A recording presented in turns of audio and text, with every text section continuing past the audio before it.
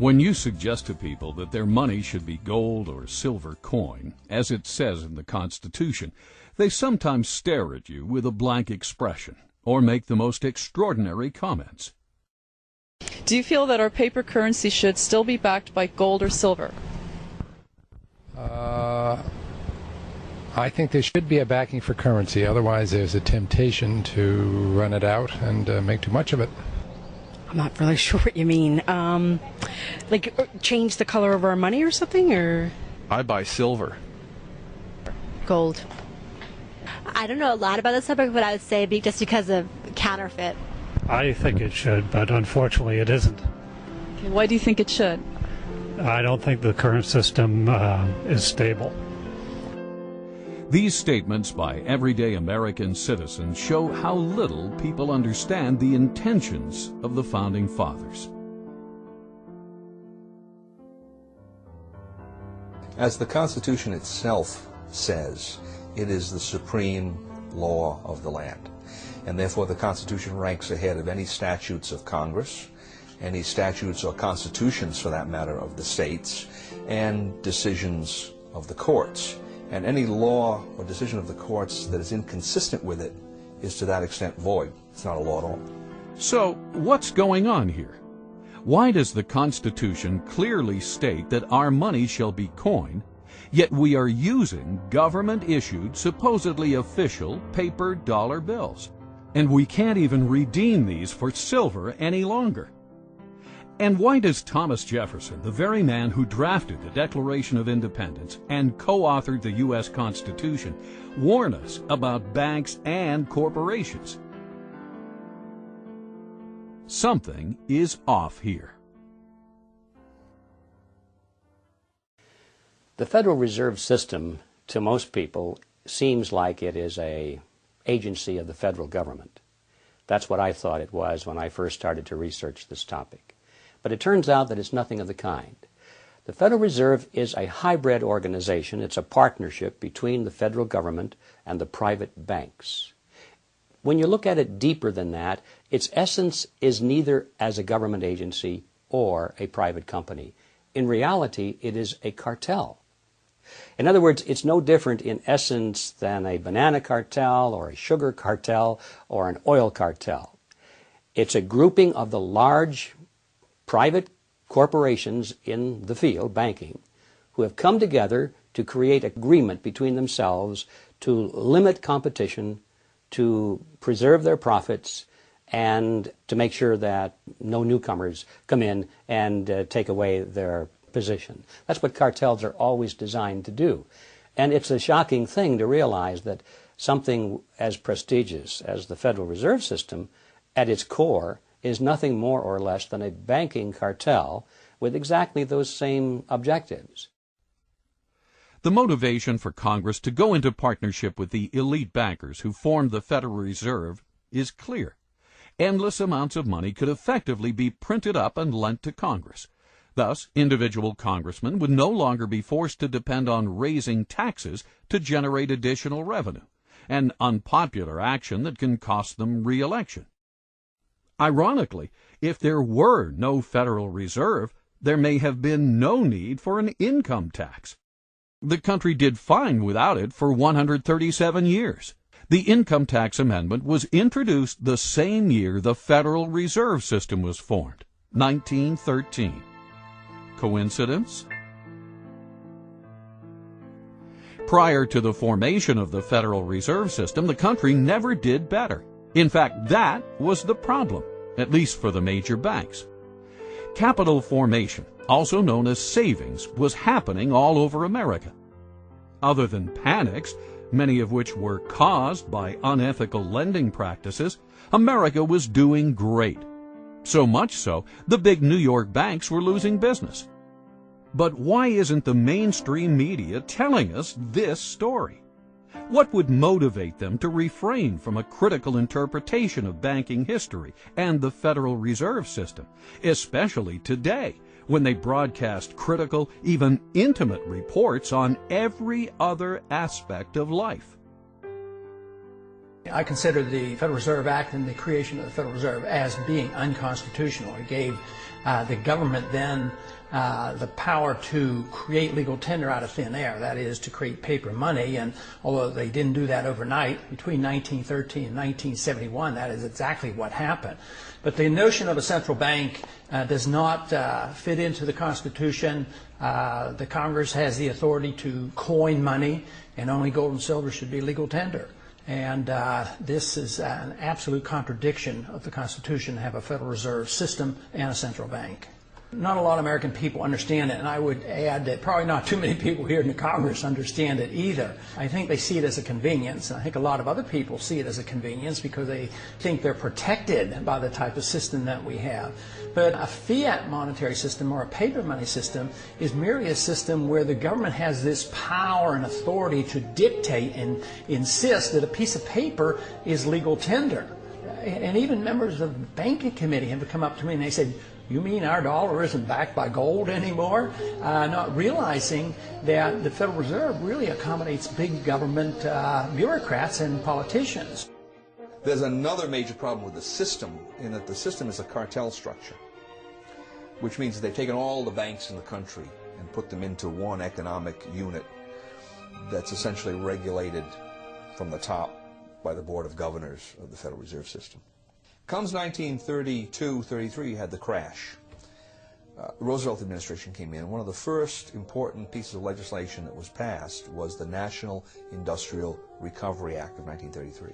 And the National Industrial Recovery Act of 1933 did for all industries in the economy the same thing that the Federal Reserve System did for the banks in 1913. It created a cartel structure. All the steel producers were in one group, poultry people were in another group, mining people were in another group, and on top of this whole thing was something that looked like the Board of Governors called the National Recovery Administration.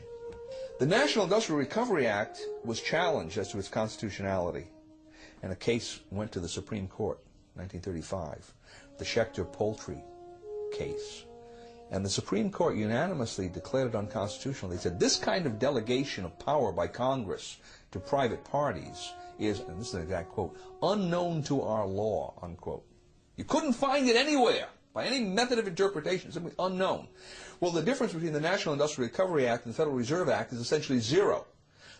The peculiarity here is that the Federal Reserve Act has never gotten that question to the Supreme Court. Let's take a second look at the words of Thomas Jefferson. A deeper look at exactly who owns and operates the private banks known as the Federal Reserve System, and what their mission statement might be. The banks and corporations that will grow up around them will deprive the people of all their prosperity. Interesting that Jefferson not only mentions the banks that will grow up, but the corporations as well. Bear in mind that each one of the Federal Reserve Banks is basically a private corporation. Neither you and I, the people, nor the federal government, for that matter, own these corporations, these so-called banks. They are owned by other corporations, known as member banks.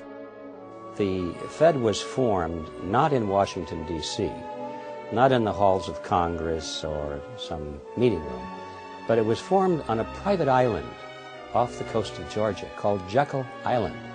This island in those days was a club. They called the Jekyll Island Club. And its members were a relatively small group of billionaires from New York, people like J.P. Morgan and William Rockefeller and their business associates.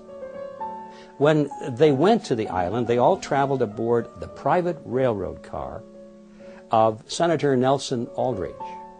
This was November of 1910, and he and 6 other men were told they mustn't be seen together, they couldn't dine together on that evening, and they must avoid newspaper reporters at all costs. One of them carried a shotgun.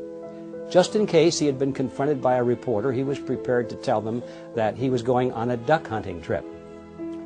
When they got on board this railroad car, they were told not to address each other by last names, first names only. And 2 of them even went further and they adopted code names. They were concerned that the identities of all of these 7 men might be known to the servants on board the car, and that the servants might talk about it. And in that fashion, the word would get out. Even when they got to the island and went to the clubhouse, they had replaced all of the normal servants with new servants who didn't know any of these people.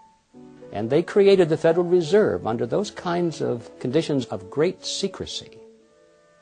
I can assure you that very few wars of history have ever been plotted under conditions of greater secrecy than that. According to accidental releases of Fed stockholder information, as of 11:05 a.m., Tuesday, July 26, 1983, 5 member banks own 53% of the stock in the Federal Reserve Bank of New York, the most major of the 12 Federal Reserve banks around the country. This is a controlling interest in the controlling bank. The major stockholders of this major bank, however, are confidential. No one, not even the government or the President of the United States, knows who they are, nor can they find out. We all began to lose track of this ownership on Tuesday, the 26th of July, 1983. Only a small group of elite insiders knows who these owners or controlling agents are in present time. Does this sound like a Thomas Jefferson operation? Does this so-called Federal Reserve System sound like something Ben Franklin, the man who invented the pot-bellied stove and co-authored the Constitution, would set up? Or does this system sound more like something George Orwell would write about in his nightmare book, 1984? Again, G. Edward Griffin.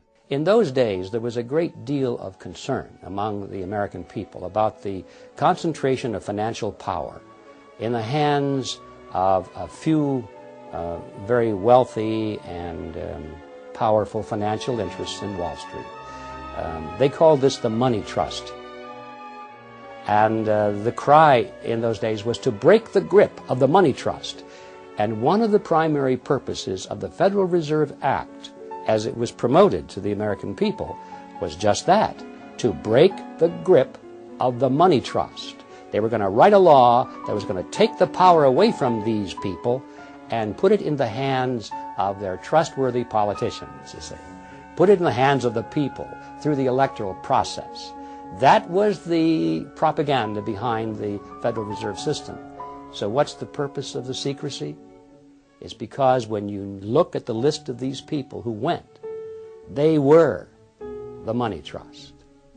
They were the representatives of the banks, of J.P. Morgan, the Rockefellers. They represented Kuhn Loeb and Company, Warburgs in Germany and the Netherlands, and the Rothschilds in England. This was the money trust, not only of the United States, but of the world. Had that fact been known, who these people were that were drafting the Federal Reserve System, the trick would have been exposed, and the public never would have adopted the Federal Reserve Act as, in fact, they did.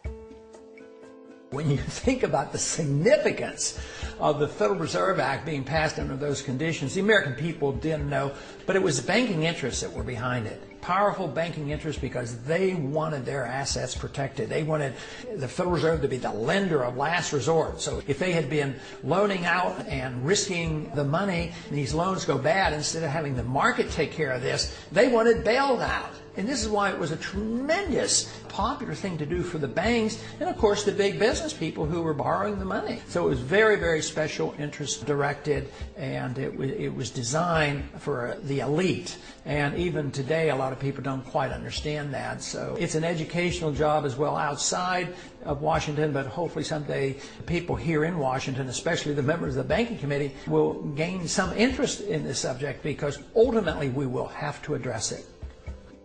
Where does Congress get most of its funding? I would like to say from us, but I'm sure they have foreign investors that they also get their money from. Okay. Taxes. People? Government.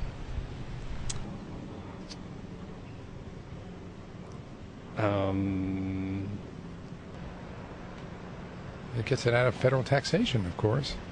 from taxes, but if you mean today, a great deal we're getting from China buying treasury bills. They print it. And can you elaborate on that? They have no funding. They have no money. It's all puff and mirrors. They have no money. It's all an illusion. There's not much in back of it. As we can see, the average American citizen has conflicting ideas as to where Congress gets its funding. In actuality, Congress gets most of it by borrowing it from the Federal Reserve. The Federal Reserve gets the so-called money by effectively printing it up. The whole process is known as the Mandrake mechanism. Thus, today's paper currency, far from the gold and silver coinage stipulated by the founders, is essentially created out of thin air. Most people are alarmed when they hear about the fact that the Fed can create money out of nothing and charge interest on it, so-called interest. It starts with Congress. Remember, a moment ago I said that the Federal Reserve System was a partnership between a cartel and the federal government. Mr. Chairman, we've got to go vote, and we want to thank you for being here with us for today. And, well, if there's a partnership, there's a reason for the partners, both of them, to be in it, or they wouldn't be. So why is the banking fraternity in this partnership, and why are the politicians in it? Congress needs more money. They always need more money. They like to spend money. That gets them elected. They don't like to raise taxes because that gets them unelected. The answer, of course, is that they borrow it. If you're not going to tax it from somebody, you can borrow it from somebody else. And that's why we have government bonds and treasury notes and bills and so forth. And we have what's called the national debt, because they've borrowed money to pay for current expenses that they don't want to pay for through taxes, because that would be unpopular. So 30 days after they borrowed $1 billion, or 60 days, whatever the term of the loan is, they have to pay that money back. Well, lo and behold, it turns out that the congressmen and the senators are still not taking in as much money in taxes as they are spending in benefits, so they don't have the money to repay the loan. So what do? Easy. Borrow some more. Borrow enough to pay back the original loan, plus a little bit more to keep them in office. So this process goes on and on and on, and that's why we have the national debt growing and growing and growing. The Federal Reserve enters the picture at this stage because, you see, they can never borrow enough from the private sector.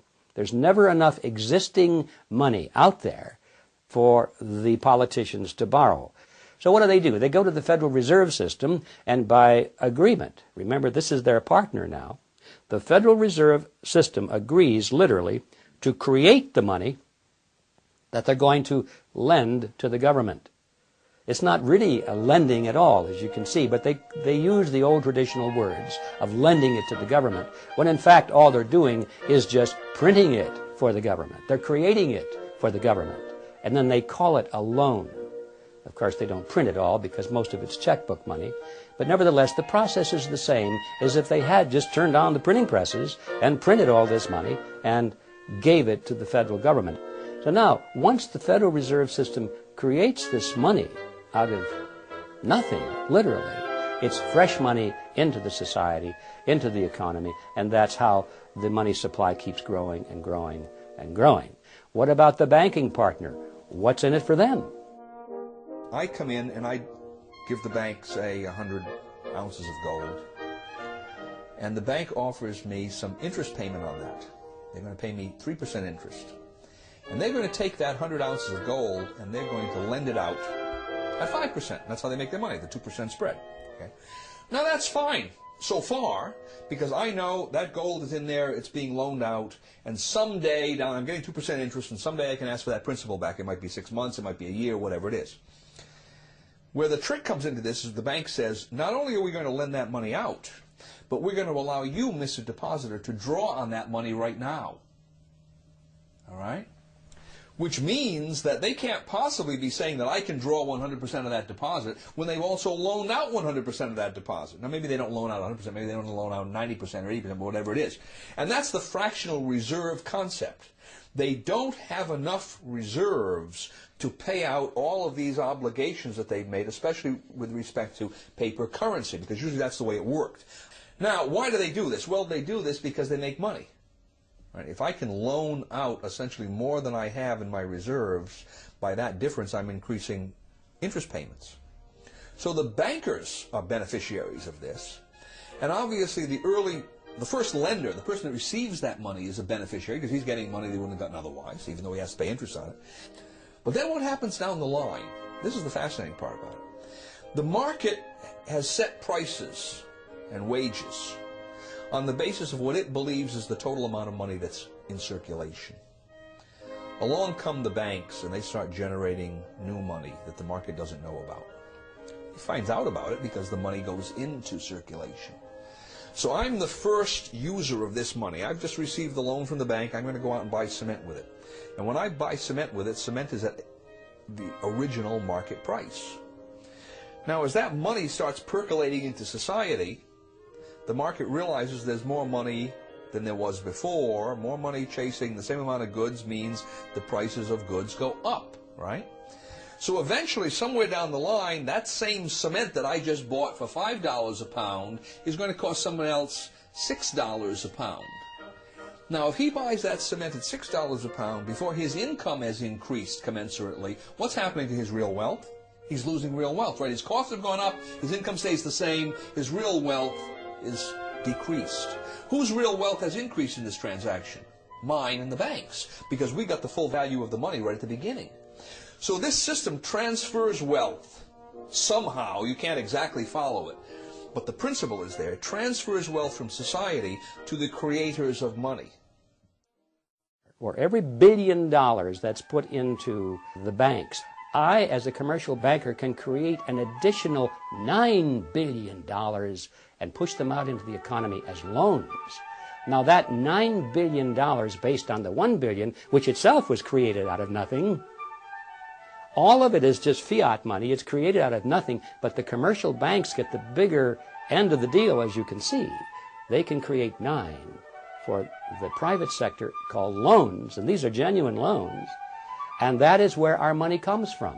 That is how money is created. Every bit of it is created in this fashion. Every bit of it is based upon debt, and that debt creates money that literally has nothing behind it at all. Now this is how money is created in the Western world. And it's an amazing story. Only a very few people at the top know how money really comes into existence. Best estimates say that a network of about 7,000 people, mostly located in large urban areas worldwide, facilitate the acquisition and control of the voting stock of these banks by proxy. The marching orders as to where literally hundreds of trillions of dollars of monetary power will be directed are believed to be given by the 7,000 on instructions from an insider control group we estimate to number about 300. Of the 300, many are related to one another by blood, marriage, and business ties, and, it would seem, have family ties to the original robber barons of the Industrial Revolution at the turn of the 19th century. More importantly, however, most of the 7,000 involved in this group may be largely unaware of their negative effects on society. They may sincerely, but naively, believe they are simply doing good. Nevertheless, now talking about the 300 who form the inner controlling body, we estimate that about 50 of this group are anything but naive. Thus, having successfully established the ultimate money-making machine, the Federal Reserve System, this nefarious cartel of tyrants is in a position to literally acquire control over the assets of the world, deprive the people of all their prosperity, as Thomas Jefferson would say. This is the calculus of the situation, and this is exactly what they are doing, with a little help from their virtuous but ignorant servants in Congress, as John Adams might say. Yes, the Founding Fathers must surely be rolling over in their graves. The original intent of the Constitution is spelled out quite clearly, not only in the document, but in the immediate history that surrounds its formation. Now, Article 1, Section 10, Clause 1 limits the powers of the states. It says, no state shall coin money. States had coined money. stops them from doing it.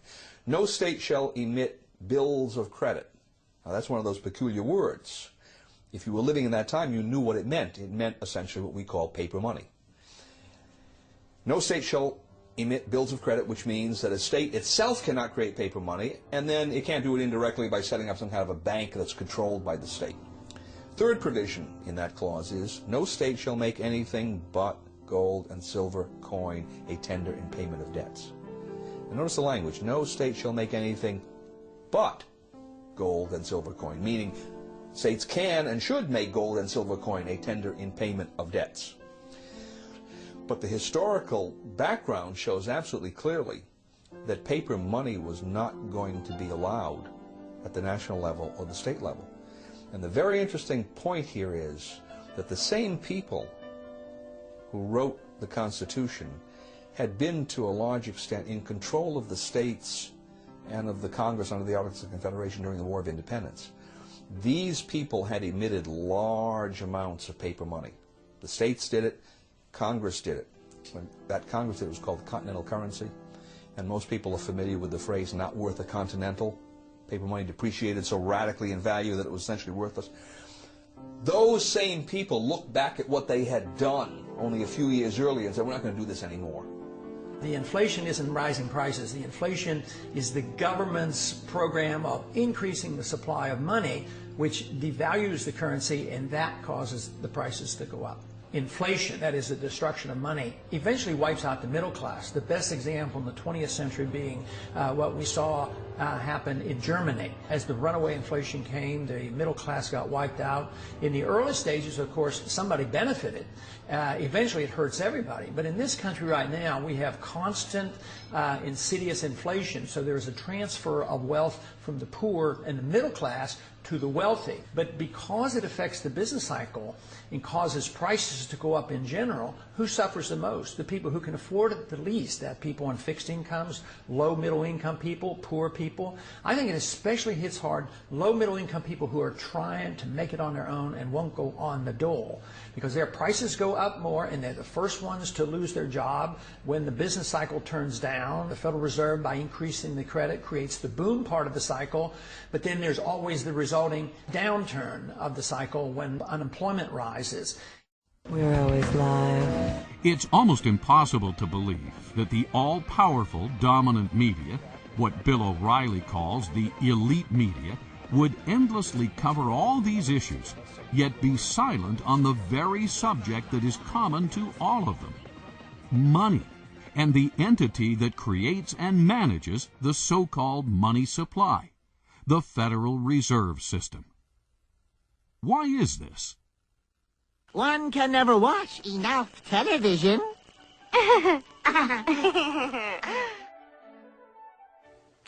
There has been a tremendous concentration of the mass media over the last 50 years, from over 100 companies to 6 companies. Back in the 1934 Communications Act, each media company was only allowed to own a handful of stations, and they weren't allowed to have cross-ownership. They couldn't own all the media in your town. Now they can own more and more because congressmen who've gotten elected as a result of the mass media have given them more and more.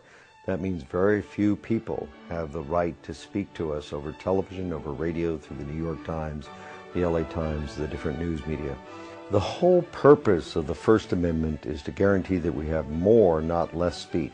However, when you start to get down and say only a few people can put up their soapbox, only a few people can address the audience, suddenly you've limited the amount of speech. Now that's the government control of speech. On the other hand, when those few people recognize that the government is the one that's licensed them to speak, they start to act in a way that's not going to jeopardize that relationship. Could this be one of the reasons any critical reporting of universally important issues, such as the Federal Reserve, have been cut out of the public debate for so long? As Ted Turner relates in his article, My Beef with Big Media?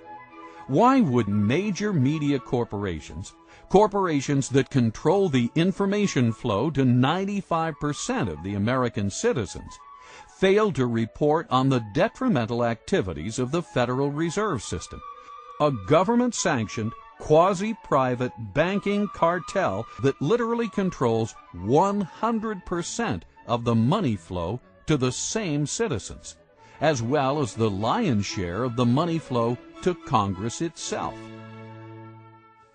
The amount of money it costs today to run for Congress or even to run for president is obscene. And most of that money goes into television commercials and spots and all of the mass media advertising that needs to be done to reach the 295 million Americans, a vast number of people. And when that person wins, if the media has supported him, naturally he wants to pay them back. He may not think of that consciously, but in appropriating licenses and expanding territories and allowing them to own more than one media outlet, that's exactly what happens. As a result, the number of media companies, as we said before, has concentrated in a few hands. And unfortunately, Congress and the media work together to present an image to the American people that does not always include every aspect of the truth. This reciprocity, this in cahoots process, has obscured many of the more important issues to the American people. And there's no more important issue than the issue of fiat money. When you give men the power to create money out of nothing, you shouldn't be surprised if they turn around and create money out of nothing, because that's what they're supposed to do. Now, the underlying philosophy is that, well, we'll be very conservative about it. We won't run rampant. We won't abuse this power, would we? So we give them blindly this power to create money out of nothing because we trust them to use this power wisely. Nowhere in history has this ever been a justified trust. Every time man has had that power, and this started back in antiquity, those with the power have abused it, and they have created more and more and more money at a rate much faster than the expansion of goods and services which are being produced by the productive side of the economy. Now, if the goods and services were growing at a rate which is exactly the same as the money supply, then the purchasing power of the monetary unit would remain constant. In ancient Rome, if you had a 1-ounce gold coin, that would be the cost of a nice toga, a handcrafted belt, and a pair of sandals. Today, thousands of years later, if you have a 1-ounce gold coin and you convert that into Federal Reserve notes, you can walk into a store and buy a nice suit, a handcrafted belt, and a pair of shoes. The real price of those items, and all items for that matter, throughout history, does not change when measured in terms of something of intrinsic value, such as gold or silver, because those things take human effort to produce as well as the belt, the toga, and the sandals. Both of them take human effort to produce, and that's why they maintain value with each other. But once you break that away, and you give men the power to expand the money supply without that discipline, they're going to expand the money supply faster than the increase in goods and services. And then you're going to have this difference in purchasing power. We call it inflation. Well, it's always politically popular to impose financial burdens on somebody else. It tends to be politically difficult to impose financial burdens on someone who's living alongside of you, because they tend to have votes and they tend to have representatives who will take their position. It's fairly easy to impose a financial burden on the future because the future generation tends not to have any votes or representation at all in the present. As soon as you start talking about monetization of debt, where the banks come in and now buy governmental debt with new money that the banks have created through this special privilege they have of creating money in the Federal Reserve System, the redistribution of wealth that takes place through that process, most people don't understand. It happens through depreciation of currency, and the depreciation of currency usually leads to increases in prices, which the average person calls inflation. Inflation is really the increase in the money supply. The prices increase as a consequence of that. But the average person doesn't understand how this happens. And he's going to blame gold speculators in Switzerland. He's going to blame greedy unions. He's going to blame price gouging. He's going to blame everybody but Congress and the banking system.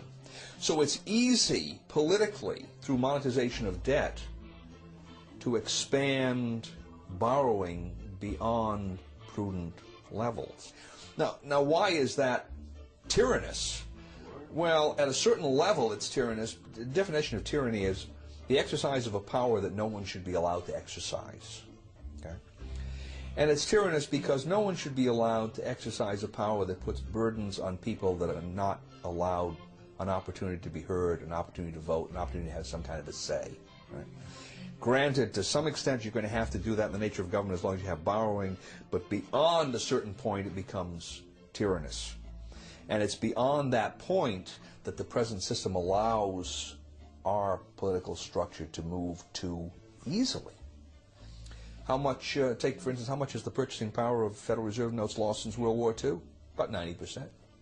You think that hasn't had some consequence in terms of redistribution of wealth, in terms of the way the economy has developed? Of course it has. The average person doesn't see it. He can't follow the lines of cause and effect, but it's there, and his life is quite a bit different from what it would have been if that hadn't occurred. Purchasing power, monetization of debt, inflation. What do we mean by all these terms? Terms we may have heard many times, but still fail to connect the dots. Are you confused?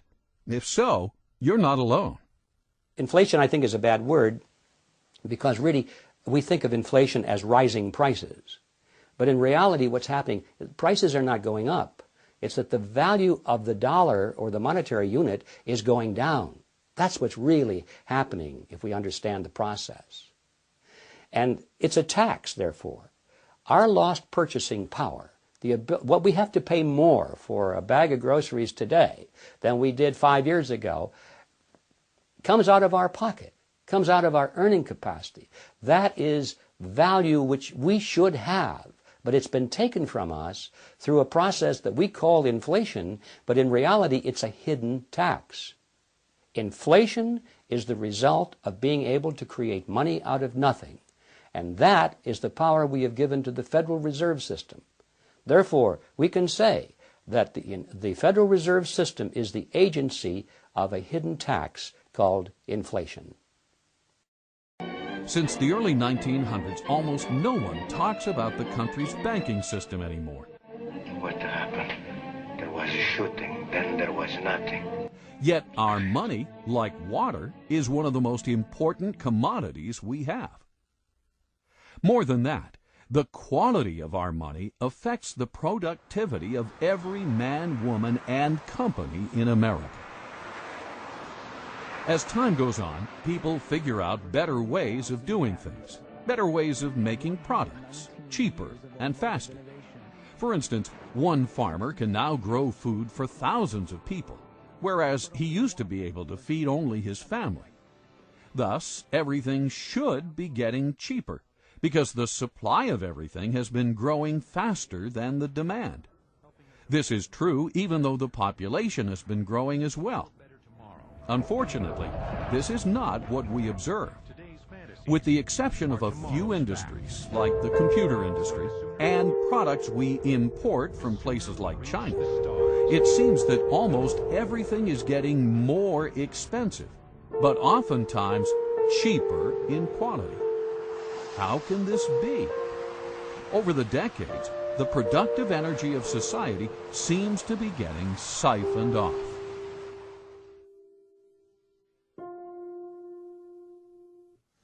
Well, it's hard to predict, but I certainly think it's possible, because I think the financial bubble worldwide is something that we have never experienced before. We've had tastes of that. But Alan Greenspan, in one way, is a genius, and in another way, he is an unbelievable threat to us. He's a genius in the sense that in a technical fashion, he's been able to keep this system of inflation together longer than anybody else has been able to, especially in this last go-around from 2000 on. With the collapse of the NASDAQ bubble, we really didn't have much of a recession because he immediately started inflating massively, taking interest rates down to 1%. And now, of course, he's a little bit frightened about the bubble, and he's curtailing credit to some degree. But the dollar has become the gold of the world. The world central banks have accepted the dollar as if it were gold. Greenspan claims that they have gotten the paper money to act as if it is gold, which I strongly disagree with, and all the hard money people disagree with. But I believe he's been capable of creating this huge financial bubble, and the world has not yet seen what may come of this. So I suspect that depending on when it comes and what we do, it could very well end up into a much worse situation than the Great Depression. But if the country decided, well, something has to be done, and we went to a gold standard and limited the creation of credit, curtailed the power of the Fed, I think it would iron out all our difficulties. When Argentina periodically would just quit inflating and maybe tie their currency to even the dollar, price inflation went like from hundreds of percent per year down to 2% or 3%. So it's rather rapid. So you would see an immediate benefit. You would iron out the severe swings in the business cycle. The price problems would be diminished. But the one thing we'd have to give up, which to me would be a benefit, government would have to curtail spending because they can't tax the people enough to pay for all those bills. So we would have to curtail our spending. So that would be, to me, a tremendous boost to the American people and to the economy. At the same time, we gave sound money. I mean, this would be fantastic. Within months, there would be some people who would suffer from the adjustment period, but it might be the people who have benefited so much over these years. But the average person, the poor person, the jobs would become available. So it would not take a long, long time. What would take a long time is if we refuse to consider it and the problems get worse and we have a severe recession or depression and huge inflation and we do all the wrong things. That is what we should work so hard against. We must get rid of the fiat money system. How do you do that? Well, the first step, of course, the big step, the biggest imaginable step, is for people to realize that they even have one. I mean, how many people walking up and down the streets that go into the polls each year and elect their leaders, how many people know that we have a fiat money system? How are we going to change that unless we have an understanding, an educational foundation at the electoral level? So this is where we have to start. Because so many people in the U.S. are now semi-illiterate, thanks to the government-sponsored public school system, it may be possible to stimulate a discussion on the Federal Reserve only through films and TV shows. In many ways, film has replaced the written word for the masses. What is the Federal Reserve System? It's where they generate the money and they keep the money, I think. Federal Reserve System is a banking structure owned by the banks and run by the government. No, I don't know much about this. Okay, thank you. It's a system of balancing the flow of currency throughout the United States so that as banks need to have liquidity, they have it, and as they need to tighten up money, they tighten it up. Similar to what you had said earlier about having the reserves for when we go in a crisis or something, and you need to have that actual backing, not just the dollar currency, because paper is paper, and if you don't have that gold or silver behind it, then it's just going to be paper. It was established in, if I guessed, I'm not sure, 1913 perhaps, to establish stability in the American financial system. I don't know the answer to that. What is the system? It's a banking system that's run by the government. It's almost like a fourth branch, but it's run by the government, and it's guaranteeing that banks will remain stable. And if they're not stable, they'll take it over. A way of backing up the money. I don't know. Yeah. And what is the Federal Reserve System? Well, do you want Andrew Jackson's opinion of the Federal Reserve System or what? Your opinion. I liked his. It's a bunch of organized crooks. Wow. Now that citizen is informed. Too bad everyone is not as aware of how far we have strayed from our founding principles.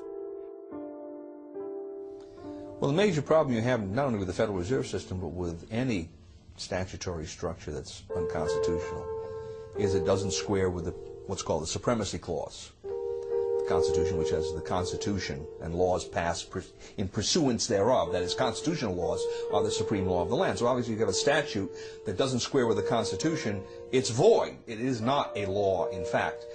So the question then arises, well, how does that square with the oath of office of representatives, senators, judges? And the answer is it doesn't. That when they come face to face with a statute that is in contradiction of the Constitution, they are to treat the Constitution as the supreme law and treat that statute as void. So that's number one. Here we have a system, the Federal Reserve System, that has all of these constitutional problems, and everyone is essentially looking in the opposite direction. So that doesn't square with the oath of office. And one would think that the president, being the head of the executive department, in which we find the Treasury, Department of Treasury, right, which interacts quite closely with the Federal Reserve, might have something direct to say about that. And then, of course, the president has a specific constitutional duty to take care that the laws be faithfully executed, and the supreme law of the land is the Constitution. So you would expect, on top of all of this, that he would be saying, wait a minute, if the Constitution doesn't square with the Federal Reserve Act in one or more ways, then I should be giving directives to the Secretary of the Treasury to take certain kinds of action to deal with that. And, of course, we see exactly the opposite. We see the Federal Reserve people, usually the chairman of the Federal Reserve comes to Congress, and he tells Congress directly, and usually tells the president at least indirectly, here's how monetary policy is going to be implemented. So the Federal Reserve is the tail that's wagging the dog when we have all of these questions that it may not be legitimate at all in whole or in part. If you want to see the way power goes in a system or the way the laws are corrupted, follow the money, and the Federal Reserve is a huge agency for the creation of money. If you study monetary history throughout thousands of years, you will find out that paper money has been tried many, many times, and it never succeeds. It always ends badly. The question is when will the dollar end badly? Will it be next year, or in 5 years, or 10 years? I'm convinced it will end unless we do the right things, and that is restore soundness to the money, put restraints on our government, either strictly curtail the power of the Fed or get rid of the Fed. That will be the only way you can save the dollar. But if we continue to do what we're doing now, we will eventually destroy the dollar. Throughout history, as governments grow, they limit the individual's rights. The same thing happened in the Roman Empire. We know this from history, but we also know it from Shakespeare's wonderful play, Julius Caesar. As we start moving toward a bigger and bigger government, it's going to mean that the individual no longer has the right to own his property, the right to do what he wants, the right to live freely, the right to worship as he wants, the right to speak as he wants. The government starts to tell us what to do. Most of the time they think they're telling us what to do in their best interest, but the trouble is that government, as Adam Smith pointed out, John Locke pointed out, as the great thinkers of all time have always pointed out, don't really know what's right to do. Government often makes the wrong choices because it doesn't understand the consequences of its actions. So even when it doesn't desire to be a nefarious force, to be a dark force, it often is. The problem that we have is the result of legislation. Congress has to make fundamental changes in the present system. I don't think that it's possible to impose from the top down even the constitutional system, because no one out there now is used to using gold and silver as their money. So what needs to be done is to create a competitive system of currencies. Leave the Federal Reserve System there. Slowly, over 6 months or a year, take away some of its legal privileges, its legal tender privilege, its privilege as the only medium to pay government taxes, so forth and so on. And over on this side, create a gold and silver system. And then you will have competition between the two, the paper money price structure and the gold and silver price structure. And it will be a competition. What happened is, in this competition, gold and silver would win out, because in competition, the free market usually wins out over governmental intervention and special privileges. And that's the reason we have governmental intervention and special privileges, to keep the free market from winning out. And that's why they go to government, to ask for legal privileges, all right? So that's the first problem. Now, the second problem is I don't see that happening through Congress, because there are just too many loggerheads in Congress to get the thing started. So my suggestion is that it begin in some state, a small state, a state that probably has a certain amount of its taxes that it can hypothecate to gold.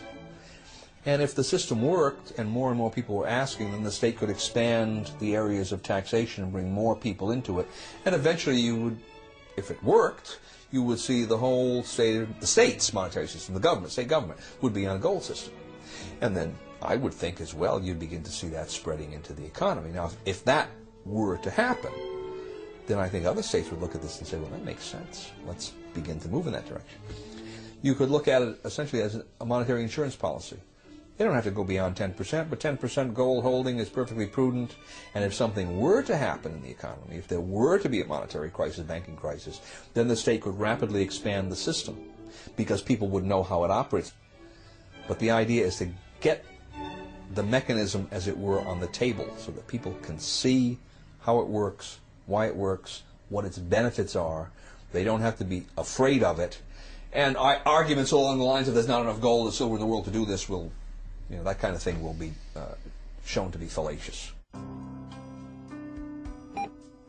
Concerned citizens should be asking themselves questions like, why do you feel like you're on a treadmill that's constantly running faster?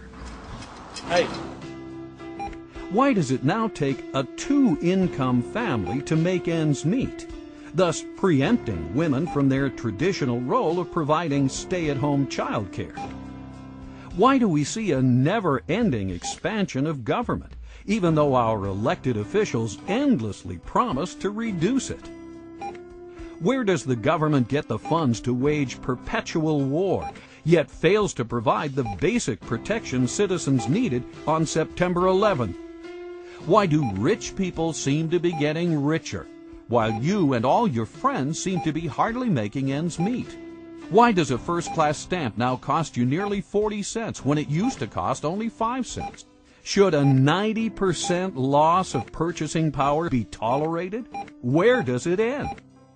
It's easy to see where we're headed. You don't have to be a rocket scientist. If you follow a graph, and you can see that there are points on this graph and they're going constantly in one direction, and they've been doing this for 50 years, you don't have to be a rocket scientist to see where it's headed.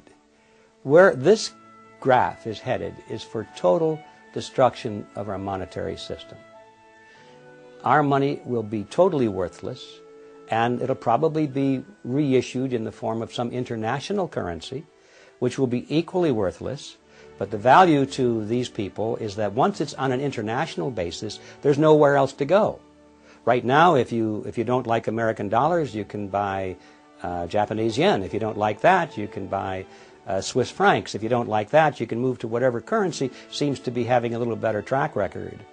Once there's an international monetary system in place, modeled completely and exactly after the Federal Reserve System, it's exactly the same, then there's no place else to go, folks. You've had it.